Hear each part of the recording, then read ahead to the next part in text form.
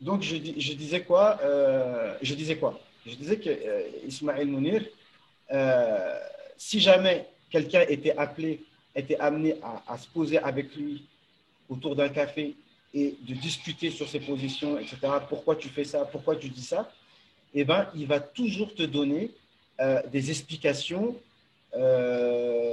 qui seront défendables et rationnelles, et rationnelles selon lui. À partir du moment où tu, tu acceptes qu'on puisse piocher à gauche, à droite. À partir du moment où tu acceptes ça, normalement, tu n'as pas de reproche à lui faire. Parce que si on a le droit de piocher, bah, piochons. Et donc, chacun va faire son madhab. Selon, parce que le madhab, il est aussi lié à la taqwa de la personne. Il faut le dire, tu vois, parce que tu prends l'imam Shafiri, par exemple. Après, ça dépend. Tu vois, par exemple, on va dire, sur la purification, l'imam Shafi'i, il va être très, très dur. Tu vois, il va dire attention, peut-être que là, les ablutions ne sont pas valides, etc. Et tu en as d'autres qui seront plus conciliants. Mais ça dépend. Tu vois, il faut prendre un tout. Mais parce que la jurisprudence, c'est une chose, mais il y a aussi la taqwa qui va avec. Et ça, les imams, sur ça, c'est pareil. On peut leur faire confiance, en fait. On peut leur faire confiance au niveau de leur taqwa et qui ne font pas les choses et qui ne vont pas donner des fatwas pour plaire aux gens. Tu vois, un peu. Et ça c'est pas donné à tout le monde. Et comme j'ai essayé de dire dans le tafsir, des fois, personne n'est à l'abri. Hein. Mais Allah, quand il nous en parle dans le Coran, c'est que des fois, des personnes, elles vont cacher des vérités pour plaire à des personnes de qui tu attends quelque chose, en fait. Tu vois. Et c'est ça le problème de laisser à tout un chacun la liberté de piocher ce qu'il veut dans son école parce qu'il va prendre ce qui lui plaît. Ouais, en fait, il faut pas que je me lâche, en fait. C'est ça le truc. Non, mais vas-y, on est là pour ça. On est là pour ça. Non, mais déjà, il faut. Tout le monde n'a pas le droit de parler, déjà, à la base. Il faut avoir un certain cursus avant de parler. Mhm. Donc, son cursus, je sais pas, il a l'air très très léger. Et des gens qui sont bien plus, qui ont un degré bien plus haut que lui ne se permettent pas de le quart de ce qu'il fait. Mhm. Donc, à un moment, il faut se remettre en question. Moi, je connais mon niveau. Je sais que je vais parler au sein de ma famille. Je Mhm. vais pas m'étaler au-delà dans un cercle plus loin. Il y en a d'autres qui sont censés avoir un niveau plus élevé que le mien, en tout cas. Mhm. Donc, ils devraient. Il y a un moment où il faut les remettre en question, clairement. En fait, moi, ce que je veux te répondre par rapport à ça, c'est que déjà, dans le premier temps, on ne va pas refaire le monde. Enfin, je parle pour moi. Hein. C'est-à-dire, on ne va pas refaire le monde, mais Hein. on peut quand même essayer de refaire le monde, d'accord. Ce que je veux dire, c'est quoi Abou Mouad, après, je te donne la parole. Ce que je veux dire, c'est quoi C'est que déjà, à la base, effectivement, ceux qui prennent la parole, normalement, si déjà notre Ummah était organisé comme ça a toujours été et comme ça devrait être, ceux qui parlent, c'est ceux qui ont, normalement, même moi par exemple, pour enseigner le Coran, normalement, même le tafsir que je suis en train d'enseigner, normalement, comment ça doit se passer? Ça veut dire que, tu vois, là, le livre d'Ibn Kathir, par exemple, Ibn Kathir, comme j'ai dit tout à l'heure, quelqu'un a entendu, c'est-à-dire les élèves d'Ibn Kathir ont pris son tafsir. Ensuite, ils l'ont enseigné à leurs élèves. Ça veut dire qu'ils ont écouté. En gros, normalement, je dois avoir lu et écouté le tafsir d'un shir qui a la chaîne de transmission jusqu'à Ibn Kathir. Et quand on dit Ibn Kathir, donc ici, regarde, on a qui? On a qui? Il y a Mujahid, Ikrima, Abu Aliya, Qatada, tout ça là. Ça, c'est les chaînes de transmission de tous comment ça s'appelle, de tous les tafsirs qu'on entend. Dans les aqwal, par exemple, on n'a pas continué, par exemple, un tel Mujahid a dit, Ikrima a dit, Abu Aliya a dit, etc. Donc tous ces aqwal-là, on est là pour les transmettre. Et normalement, on a une chaîne de transmission jusqu'à Ibn Abbas. En général, ça vient d'Ibn Abbas, ça vient d'Ibn Mas'ud. D'accord? C'est toujours les mêmes les Sahaba qui faisaient beaucoup de tafsir, de Abu Huraira, etc. Les hadiths qu'on rapporte. Donc, normalement, ça a toujours été comme ça. Tout ce que je vous dis, normalement, ce qui sort de ma bouche là, vous avez un lien direct avec Mujahid, avec Ikrima, avec Ibn Kathir, avec Ibn Abbas ou avec le prophète sallallahu alayhi wa sallam. Normalement, c'est comme ça. Celui qui n'a pas la chaîne de transmission, il se tait, il ne parle pas. Normalement, c'est comme ça. Et maintenant, aujourd'hui, tout le monde, il n'y a plus de nizam à ce niveau-là. Il n'y a plus de nizam à ce niveau-là. Et la deuxième chose que je voulais dire, après je donne la parole à Abou Mouad, c'est que aujourd'hui, non seulement on n'enseigne plus les madhhabs, mais ni les sciences islamiques en tant que telles. Ça veut dire chacun, il vient, encore une fois.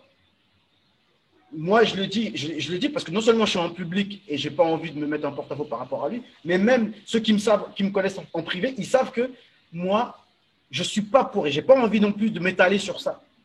De parler. On dirait que parler d'Ismaël Mounet, ça devient le passe-temps quotidien. Comme il fut un temps avec certains frères, parler de l'USH, c'était le passe-temps quotidien. Pourtant, on a étudié là-bas. Oh, l'USH ceci, l'USH cela, et ceci et cela, pendant des heures. Moi, je dis tout le temps, celui qui n'est pas content, qu'il fasse mieux. Voilà moi ce que je dis. Pourtant, parler du frère. Excuse-moi, Steve. Oui.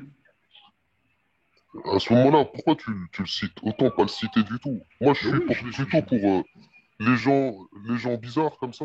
Enfin, ces frères-là, Oui. on n'en parle pas. On n'en parle pas, on les laisse dans leur monde. Oui, après, on en parle Et pas. soit, si on en parle, c'est soit pour les nettoyer, enfin, scientifiquement. Mais de quelle manière? Ou Soit, Même si tu veux le nettoyer, moi, des enfants, on a tous eu des conflits dans nos vies. Est-ce que tu penses que quand toi, tu as une personne en face de toi qui est convaincue de ce qu'il fait, et toi, tu viens, tu le nettoies comme tu dis, est-ce que tu penses qu'il va l'accepter? Même si tu as raison. Tu vois ce que je veux dire? Il va dire, écoute, scientifiquement, oui. frère, scientifiquement, il peut pas mettre au même niveau les gens que tu vas lui citer et les gens que lui il cite. C'est pas possible. Sinon, il y a un problème. Non. Et ça, à ce moment-là, faut l'exposer devant tout le monde, mais faut pas en faire la promotion, parce qu'il a déjà assez de vues. Mais moi, ce que C'est quelqu'un qui produit des vidéos, qui va faire plus de vues que toi, alors que le niveau n'a rien à voir. Parce que moi, la deuxième remarque constructive que je voudrais lui faire, et d'ailleurs, si jamais, moi, en général, quand je lui envoie un message, il me répond, on parle, etc. Si je dois lui faire une remarque constructive, c'est quoi? Et pareil à tous les prédicateurs en France, c'est que on devrait plutôt s'atteler à faire revivre les sciences islamiques de référence. C'est-à-dire, comme j'essaye de faire à mon modeste niveau, c'est-à-dire par exemple, Ilm al-Balara, c'est une science dont chaque personne qui veut étudier la religion a besoin, tu prends, tu l'enseignes. D'accord? Par exemple, Usul al-Tafsir, par exemple, les fondements du tafsir, tu prends, tu l'enseignes. Les sciences du hadith, tu prends, tu l'enseignes. C'est-à-dire tous les livres de référence, normalement, comme j'ai essayé de dire tout à l'heure, notre rôle en tant que prédicateur, ce n'est pas de ramener des choses nouvelles, des sujets comme ça, consensuels. Non, c'est de transmettre. Vous voyez tous ces livres qui sont là, on doit les transmettre et les faire comprendre. Parce que des fois, dans les paroles des savants, il y a des choses, il y a des paroles difficiles. Comme on sait, un livre, ça ne s'apprend pas tout seul. C'est ça qu'on devrait faire, au lieu de faire des sujets comme ça, pour permettre aux gens, avec le temps qu'il faut, qu'ils aient eux aussi les bases pour après comprendre le Coran, comprendre les hadiths, comprendre, etc. Moi, c'est ça, en fait, que je veux dire. Et c'est ça que je reproche. D'accord? C'est ça que je reproche. Quelqu'un qui le fait, c'est Sofiane Abou Ayoub.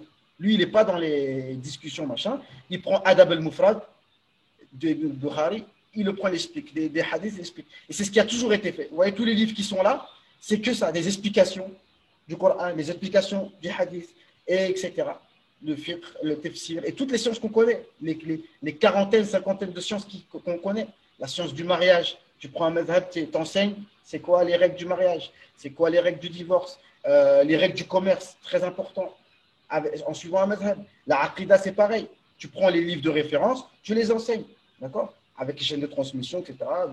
Vous connaissez à peu près mon point de vue sur ça. Normalement, voilà, tu enseignes les choses comme avec l'explication qui a été. Voilà, moi, c'est ça, en fait. Parce que moi, en fait, après, je ne suis pas votre chir ou vous n'êtes pas censé m'obéir, etc. Mais moi, je dis que, vous voyez, là, on est dans le tafsir du Coran, on se retrouve à parler à Ismaël Mounir. Pourtant, ce n'est pas la seule chose que j'ai dit. Ce que je veux dire, c'est que nous, ce qui nous importe, c'est de comprendre, de savoir que les aqwal des mufassirin sur tel verset, comprendre le verset, le comprendre en arabe, etc., savoir le réciter. Moi, j'ai envie de m'occuper de ça. D'accord ? Enseigner aux gens à réciter le Coran correctement, à le comprendre, à apprendre l'arabe, d'accord ? À apprendre les sciences islamiques. Moi, c'est ça mon but. D'accord ? Et si on parle des gens, on parle de manière constructive, avec bienveillance et avec. Voilà. Donc voilà, Abou Mu'adh, on t'écoute. Abou Mu'adh aussi, je crois que va. Faddal. Oui, salam alaikum, j'espère que vous allez bien. On va bien, alhamdoulilah. Je voulais répondre au frère Hamza, Ah. le fait que tu parles de Ismaël Mounir et tout, mais le problème, c'est que là, maintenant, imagine, tu as quelqu'un qui rentre dans le din, d'accord, un francophone, bien sûr. Qui tu vas lui conseiller? Ça, la question. Parce qu'on est là en train de dire, ouais, regarde Ismaël Mounir, regarde un tel, ouais, regarde un tel. Ouais, mais les frères qui sont soi-disant bien et qui disent que ça c'est faux et que ça c'est ça, etc., où ils sont? Quand tu leur dis de faire des trucs, ah non, Akhi, moi, t'as vu, Akhi, moi. Tu vois ce que je veux dire? Ils parlent chinois. Bah arrêtez de parler d'eux, alors. C'est tout. Ils croient en quelque chose, on va dire. Ils ont une conviction et ils l'appliquent. Ça veut dire Ismaël Mounir ou d'autres. Ils veulent faire da'wa à leur sauce, qu'elle soit bonne ou mauvaise. Mais ils font ce qu'ils croient. Mais les frères qui disent que non, la vraie voie, c'est ça, Allah Musta'an et tout, ils sont où? Et là, la question. C'est vrai que c'est une bonne question parce que on en a parlé, tu sais, pareil, dans l'intervention avec, sur la crise de l'imama. Pareil, je te dis, on en connaît tous. Ça pourrait arriver au nombre de 100 personnes, 100, qu'on connaît dans notre entourage, des gens qui ont étudié au moins comme moi ou plus que moi. Moi, j'en connais un ou deux qui ont étudié. Je les ai croisés en Mauritanie, là-bas, là-bas, là-bas. Mais maintenant, bien évidemment, YouTube, il ne faut même pas en parler. Et même dans une mosquée, enseigner quelque que ce soit, il ne faut pas en parler. C'est-à-dire qu'ils veulent rester. Voilà, et en fait, il y en a, ils font rien carrément. C'est-à-dire qu'ils sont là, ils vivent leur vie et tout. Et par contre, ils commentent. Ah, un tel, et tel. Et des fois, ça peut durer pendant des heures. Hein. On va se poser comme ça, on va parler. Quand tu regardes l'heure qui tourne, ça fait 3 heures qu'on est en train de parler de lui, alors qu'on aurait pu lire 3-4 pages d'un livre bien, bien compliqué, comprendre 2-3 masaïl de ilm, et on aurait été bien. Tu aurais pu te poser dans ton coin, apprendre des versets ou faire tes exercices d'arabe pour évoluer, tu aurais été bien. D'accord ? Moi, c'est ça, parce que bon, c'est pas d'aujourd'hui. Hein. Et ça va pas finir. Encore dans 2 mois ou dans 1 mois, il y a encore une grosse polémique qui va sortir et ça va faire des posts dans les. Moi, personnellement, ça me lasse un petit peu, en fait, tu vois, de parler de. Après, tu m'as dit, ouais, faut pas parler de lui, faire du pub. Oui, enfin, tout le monde en parle, mais ce que je veux dire, mais c'est vrai qu'il y a un problème. Mais pas que lui. Il y a un problème dans le fait Et moi, en fait, ça fait pas super longtemps que je m'en suis vraiment rendu compte, en fait. Que c'est un vrai problème. Normalement, on doit faire revivre les sciences islamiques. Voilà. Les tafsirs, comme on fait. Normalement, Jalalain, il est là. Hop. Jalalain qui est petit. Ça, regarde. Tout le tafsir, il est là. Ça, c'est la première étape, normalement. On prend le Jalalain, tout ce qu'il a dit dedans.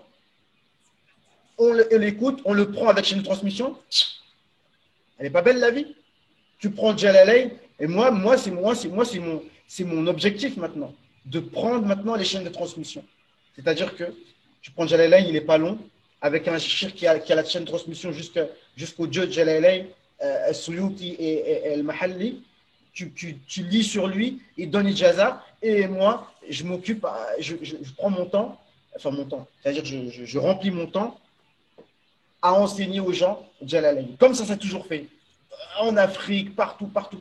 Tu sais, en Afrique, moi, il y avait un frère qui était venu en Égypte là plusieurs mois. Et franchement, lui aussi, il m'a ouvert les yeux sur beaucoup de choses. C'est que si vous allez là-bas, enfin les anciens, hein, les gens les Malikis, les des chauds, là, et qui, quand tu vas là-bas, si tu viens faire une conférence, tu vois, maintenant, les gens, ils aiment bien. Si, par exemple, comment ça s'appelle? Même Ismaël Mouni était parti au Cameroun, d'ailleurs. Ah, tu t'imagines bien, une star là-bas. Si Abou Hudhaifa n'est jamais venu, mais Eric Younous, quand il y va, une star. C'est-à-dire que les gens, ils viennent par centaines pour l'écouter. Mais ça, c'est les nouveaux. Mais les anciens, là, les gens du Nord, là, eux, si tu ne viens pas avec un livre dans ta main, ils disent, mais il veut quoi, lui? Tu viens nous raconter des histoires. Viens avec les kitabs, les kitabs. C'est quel kitab que tu nous fais, là? Tu vois? Si tu n'as pas un kitab devant toi que tu leur expliques, tu leur fais comprendre, ça ne les intéresse pas. Tu vois? Parce que nos paroles, qu'est-ce qui est intéressant dans ce que Abou Muslim il va dire? Ou Abou Muaz, ou Abou Intel, ou Abou Intel. En quoi ça intéresse qui que ce soit? Mon avis. Rien du tout. Tout ce qui est profitable, c'est ce que Abou Muslim il va me faire comprendre. Au fait, qu'est-ce qu'il a dit le cheikh là? Et le cheikh il a dit kada, kada, kada, kada. J'ai pas compris ce qu'il a dit. Non, regarde, il a dit regarde dans telle chose, dans telle chose. Ah, j'ai compris. Là, j'ai fait quelque chose de bien. Si tu viens, tu récites un verset et que tu récites mal, tu as mal dit le qaf, tu as mal dit le sod, et que moi je dis non, c'est qaf, qaf, so. Si je t'ai aidé à faire ça, là oui, là je suis utile. Mais qu'est-ce qu'il y a dans ma tête qui n'est pas dans la tête de quelqu'un d'autre qui va intéresser quelqu'un? Mon ijtihad, etc. Non, on est là. Ustad, Oui, non. excuse-moi de t'interrompre. Juste pour réagir pour répondre La au frère. parole est libre. Non, parce que je sais que je sais que tu vas continuer longtemps. Ouais. Tu as dit on pouvait t'interrompre. Ouais, je me permets. Non. Pour répondre au frère, moi, je suis vraiment de l'école de moi, je veux un kitab ou rien. Tu vois ce que je veux dire? Moi, c'est ce qui m'intéresse. Maintenant, ces frères-là, ils sont entrés dans ma vie de force. Moi, j'ai des neveux qui m'envoient des vidéos de 5 minutes et qui me demandent ouais, est-ce que ça, ce qu'il dit, c'est vrai? Est-ce que moi, il rentre dans ma vie. C'est pour ça que je suis en réaction un petit peu allergique, on va dire. Parce que voilà, c'est difficile. Moi, sinon, cette personne-là, pour te dire comment je réagis quand je reçois ces vidéos-là, je réponds même pas, j'envoie sur autre chose. Je dis, par exemple, moi, ma manière de faire, dans les francophones, parce que malheureusement, la jeunesse, on ne peut pas leur donner des vidéos qui durent 1 heure, encore plus sous-titrées. On est obligé de leur donner des petits extraits. Donc, moi, actuellement, ce que je fais pour contrer ça, bon, je vais orienter vers certains frères comme Mohamed Nadir, qui a plus un enseignement traditionnel, ou alors vers les instituts en ligne qui sont récemment créés, comme l'Institut Maziri. Et parfois, je suis même pas 100% d'accord avec certains trucs, mais je les oriente quand même par là. Au moins, c'est un enseignement traditionnel. Après, une fois que tu auras tout ce socle-là, tu passeras à autre chose comme on a tous cheminé. Mais moi, ma réaction par rapport à ce frère, c'est vraiment pas une réaction. Moi, si on pouvait éviter d'en parler, ça m'arrangerait. Mais malheureusement, il vient dans notre vie. Il vient dans notre vie parce que c'est beaucoup vu. Donc, il y a un moment où il va falloir soit faire un travail, mais un travail propre, soit un débat et vraiment montrer les ambiguïtés par A plus B, ou soit le laisser cheminer avec les jeunes qui, peut-être que, je sais pas, peut-être qu'il va faire cheminer des gens et qu'après ils vont le lâcher dans 2-3 ans, peut-être. Je sais pas, mais en parler moi, ce qui me gêne, c'est laisser comme quoi, bon, il a une manière et c'est un peu une manière comme une autre, quoi. Il a une méthode, c'est une méthode un peu comme une autre et il faut être un peu plus ferme. Tu vois ce que je veux dire? Bon, après, on peut passer sur lui, il y a pas. Lui, il faut pas en faire. Après, C'est ça, donc c'est mon but d'échanger parce que c'est des vrais sujets. On en discute chacun de notre côté en privé et tout. Après, moi, franchement, je me prétends pas une référence. Hein, je parle avec Abou Mourad, avec toi et tout. Soi-disant, c'est moi le oustaz, mais en vérité, tout le monde a des choses. Moi, j'apprends de tout le monde, en tout cas. Les gens, ils sont très éveillés, très cultivés, etc. Donc, le but, c'est d'échanger. Après, de toute façon, chacun, si ça vient à être publié, si on fait un live, les gens, après, ils vont plus pencher vers le tempérament d'un tel et d'un tel. Après, le but, c'est de synthétiser tout ce sujet, que les gens y comprennent bien. Mais moi, quand je réfléchis et que je synthétise, c'est vraiment ça, en fait, le problème. C'est que c'est de puiser partout. Après, c'est vrai que lui, voilà, il fait des trucs propres, il fait beaucoup de vues, etc. Donc, du coup, il est référencé. Donc, quand on tape, on va trouver que lui. Mais moi, mon objectif, c'est de renverser la vapeur. D'ailleurs, lui-même, je lui ai même demandé conseil. Il m'a dit, il te faut au moins 1 an, voire 2 ans, constant sur les réseaux sociaux, YouTube, etc., pour que tu commences à vraiment à que ça décolle, tu vois, que les vues elles décollent, etc. Et sur ce point-là, bon, ben, on peut prendre de lui, je crois, hein, sur le fait de, comment ça s'appelle, développer sur les réseaux sociaux, tu vois. Elles décolleront pas, frère. Pour que les vues décollent, frère, il faut des titres accrocheurs. Bah, des sujets aussi, des titres et les sujets. Voilà. Ouais, Si tu vas écrire Tafsir de la sourate tant, Bah oui. truc à truc. Oh, vas-y, c'est bon. Exactement. Non, mais Voilà, après, moi, je suis pas non plus. Je dis ça, mais vous savez, voilà, on a tous un vécu. Hein, on a même marketing, tout ça, on connaît avant. Voilà, ça c'est entre nous. On sait, j'étais dans la musique, etc. Même moi, mon concept, pour vous dire, hein, je vous raconte ma vie. J'ai mon beau-père aussi qui est un artiste et très connu au Cameroun. Hein, c'est pas n'importe quoi. Mais lui, son concept, c'est à la base, il se montre jamais. C'est juste là, ces dernières années, il a montré, mais toute sa carrière, il ne s'est jamais montré. Et moi-même, j'avais cette optique-là quand j'étais avant. Ce que je veux dire, c'est que, après, je ne vais pas aussi tomber dans le piège des vues, tu vois ce que je veux dire. Je suis pas, quand même, je réfléchis un petit peu. Tu vois ce que je veux dire. Je sais que les vues, c'est pas ça qui. Parce que ça, quand tu rentres dans le YouTube game ou quoi que ce soit, eh ben, tu vois, tu vas commencer à être frustré par rapport à ça. Ah, pourquoi j'ai que 150 vues, et l'autre, il a des 10 000 vues, etc. Mais ça, il ne faut surtout pas rentrer dans ce piège-là et commencer à rentrer dans des formes qui vont plaire aux autres. Après, effectivement, les formats courts, même moi, en tant que personne qui regarde YouTube, franchement, si je vois un truc de 5 minutes, un sujet concis, j'aurais plus tendance à le regarder. Et en fait, c'est vrai. Et puis, tout le monde n'a pas… Attends, les gens, ils ont une vie. Tu ne vas pas regarder une heure de vidéo comme ça, tu ne peux pas. Mais par contre, ce que tu peux faire, c'est que dans une vidéo d'1 heure, tu peux prendre des extraits. Ça, c'est faisable. Tu prends un extrait de 5 minutes qui résume tout, tu l'envoies. Ça c'est faisable. Tu vois, et ça, il faut le faire. Mais après, c'est du temps. Tu vois, là, je commence à être un peu débordé. Il y a beaucoup de vidéos qui dorment là, que j'ai fait, que je n'ai pas encore publié. Je me rends compte que à un moment donné, j'aurais besoin d'aide. Il n'y a pas le choix, je crois, tu vois. Quelqu'un qui m'aide à publier les vidéos, les montages, etc. Moi, je ne fais pas de montage exprès, je peux en faire. Mais si je dis que je vais faire des montages, franchement, ça me prendra trop de temps, en fait. Tu vois. Donc, pour l'instant, je fais comme ça et je sais que même si pour l'instant, ce n'est pas propre, mais avec le temps, ça va s'améliorer, tu vois. Ça j'en suis sûr, tu vois. Après, c'est toujours la même chose. Il faut savoir qui tu vises, tu vois. Il faut savoir qui tu cherches. Moi, je ne cherche pas des gens qui ne sont pas capables de… Enfin, qui ont pas envie de regarder 1 heure une vidéo. Ben, ne regarde pas. Tu vois, il faut savoir qui tu cherches. Tu cherches des gens, j'ai envie de dire, tu vises un public précis. Tu vois, tu ne vises pas des gens qui… Voilà. Voilà. En tout cas,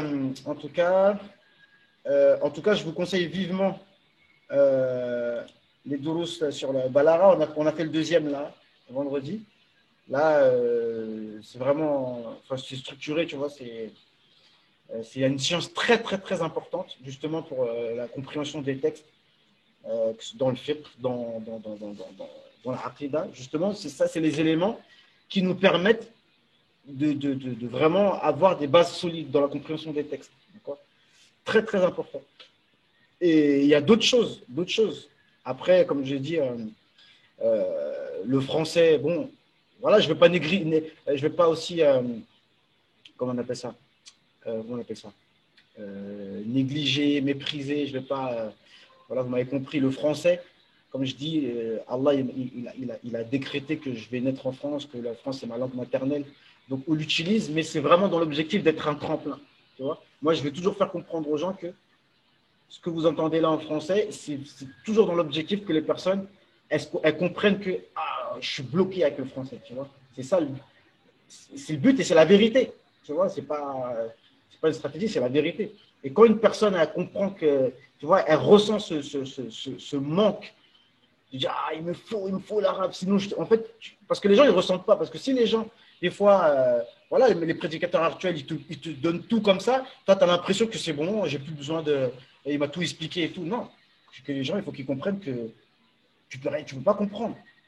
Ouais, par exemple, voilà, وَقَالُوا قُلُوبُنَا غُلْفٌ. Dans la traduction, il y a écrit quoi? Allez, vas-y, il nous reste 8 minutes. Est-ce que quelqu'un a un Coran devant lui? Attendez, je vais le prendre. وَقَالُوا قُلُوبُنَا غُلْفٌ. Abou Mu'adh, comment tu traduis ça?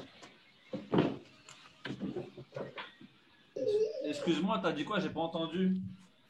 Juste la traduction de وَقَالُوا قُلُوبُنَا غُلْفٌ.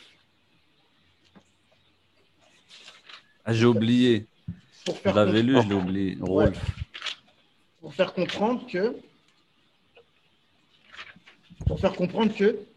la traduction. Je crois que c'était genre. Ouais. Je vais vous dire. Je vais vous dire ça tout de suite. Genre, ils sont purs ou un truc comme ça dans le sens. Regarde, la traduction, c'est ils dirent nos cœurs sont enveloppés et impénétrables. Enveloppés et impénétrables. En fait, dans les tafsirs, on a deux avis. On a l'avis qui dit que c'est comme ça, là.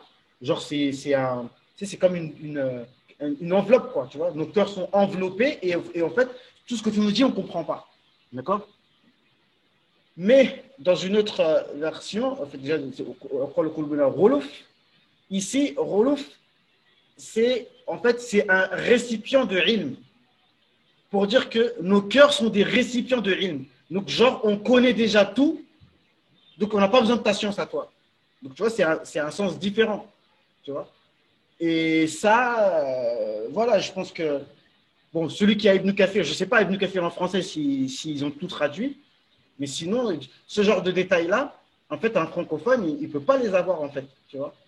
Et mon but, voilà, c'est de mettre déjà à disposition ce patrimoine. Et voilà, comprendre le Coran, tout simplement, tu vois. Et comprendre, voilà, s'il y a différentes versions, et puis après, tu tires les enseignements, que voilà, il y a des gens, les gens, quand ils pensent déjà tout connaître, c'est un problème, tu vois. Et c'est ça qui fait que, et Allah, parce que c'est plus ce sens qui a l'air d'être ça, parce que Allah, il dit, bal, la'anahumullah. Parce que quand ils disent Qulubuna Ghulf, c'est pas ils sont en train de dire nos cœurs sont fermés, on ne comprend pas ce que tu dis, non. Ils sont en train de se vanter eux-mêmes, d'accord. Et Allah dit non, vous êtes plutôt des gens maudits, tu vois. Donc, ça revient toujours, voilà, au fait qu'on doit toujours, nous, se remettre en cause et aussi comprendre les causes qui font qu'une personne ne va pas accepter la vérité. C'est quand elle croit connaître, d'accord. Donc, le but aussi, c'est de mettre en évidence. Quand tu expliques quelque chose, tu n'es pas pour dire oui, moi j'ai tout compris, je vous explique. Non, toi-même, tu exposes aux gens, regardez toute la science, comment elle est large, et tu dis tes limites. Je termine, il reste 5 minutes. Les professeurs dont j'ai parlé, les élèves de Cheikh Mohamed Ghazali, et Mohamed Ghazali lui-même et nos enseignants, malgré les défauts voilà, qu'ils pouvaient avoir, parce que c'est un peu un fiqh comparé, etc. Mais ce qu'il y a, c'est que les professeurs, tu ressens que malgré qu'ils ont un grand niveau, ils te font comprendre qu'eux-mêmes, ils se sentent petits face à l'immensité de la science, en fait. Tu vois. Et c'est ça qui doit quand même être dans un élève et un enseignant. Il doit toujours garder ça en lui, que la science, elle est large et qu'on doit rester modeste. Tu vois. Mais si toi, tu inculques à tes élèves que tu connais tout et que les autres, toujours en train de critiquer les autres, eux, ils n'ont rien compris, toi, tu as compris. Et à la fin, le jour où la vérité elle vient, tu n'es plus apte à la comprendre. Donc voilà les frères, voilà pour votre écoute, pour votre attention. Donc faut qu'on échange souvent, parce que ce genre de discussion qu'on a, c'est souvent quand on est en privé qu'on a les meilleures discussions, tu vois. Et le problème, c'est que dès qu'on est en public, bon, déjà, il y en a qui ne veulent pas être en public. Et dès qu'on est en public, tu vois, les discours, soit les discours changent, quand les personnes, quand elles sont en public, les discours, ils changent, et soit elles ne veulent pas aller en public. Et du coup, en fait, même moi et tout le monde, en fait, maintenant, à l'époque d'Internet, si on ne peut pas entendre des gens comme toi ou autres, eh ben, ça crée un déséquilibre, en fait. Tu vois, on a besoin, les gens, en fait, moi, des fois, quand j'entends quelqu'un qui pense comme moi et que je l'entends sur le réseau, je suis rassuré. Tu vois, je dis, ah, quand même, je ne suis pas tout seul, voilà, je ne suis pas fou. Parce que tu vois, à force, que les mêmes sons de cloche, les gens, après, ça les démoralise. Hein. Tu vois ce que je veux dire? Déjà, ça va être moraliste. Moi, au stade, moi, je connais mon. En fait, il faut avoir une certaine sagesse. Et moi, je l'ai pas. Je peux être un peu sanguin. Non. Et ça veut dire que je vais être plutôt clivant. Ça veut dire que moi, il y a ceux qui sont avec moi et ceux qui sont contre, mais j'arrive à convaincre que les convaincus. Ah, ok. Il n'y a aucun bénéfice. Après, les gens, moi, je suis plus pour leur dire vraiment tout ce que j'ai à dire en face à face. Mais après, débattre, je sais que ça, c'est pas mon truc. Le public, tous ces formats-là, encore pire. C'est vraiment pas mon monde. Toujours pas Facebook, j'ai rien, quoi. Ok, ça marche. De toute façon, on se tient au courant. De toute façon, le but, c'est d'échanger. Qu'Allah vous protège, les frères.